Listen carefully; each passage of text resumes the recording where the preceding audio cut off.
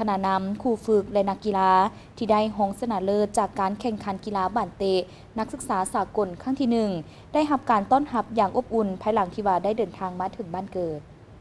บรรยากาศของการต้อนรับอย่างอบอุ่นและสมเกียรติสำหรับทีมนักศึกษาลาวที่คว้าอันดับที่2บันเตะมหาวิทยาลัยสากลครั้งที่1ที่นครหลวงโฮจิมินห์สาธารณรัฐสังคมนิยมเวียดนามภายหลังที่เดินทางกลับถึงบ้านเกิดเมืองนอนในตอนค่ำของวันที่1เมษายน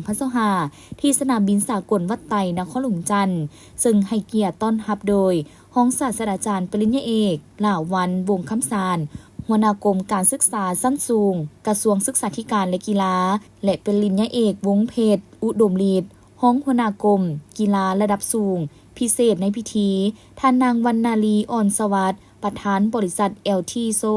ได้มอบคอมพิวเตอร์โน้ตบุ๊กจำนวน19เครื่องมูลค่า100ล้านกีบเพื่อให้นักเตะ19คนที่เป็นนักศึกษาไปต่อยอดในการศึกษาต่อไปอีกด้วยพิธีดังกล่าวนอกจากจะมีพ่อแม่พี่น้องและหมู่เพื่อนมาต้อนรับอย่างหลวงลายและอบอุ่นแล้วก็ยังมีนางงามลาวมาร่วมต้อนรับและมอบดอกไม้รวมถึงสวยมอบโน้ตบุ๊กตื่มอีกซึ่งนำโดยน้องปีใหม่สุขสวรรค์วงสมภูมิสแกรนด์ลาว2024เควินสามุนตีมิสเตอร์ยูนิเวอร์สลาว2024ลินดาซิริโสภาพิมมะไกซอนFirst Runner Up Miss Universe ลาว2024และอานิยาสิริโสภา Miss International Queen ลาว2020ให้การต้อนรับอย่างอบอุ่น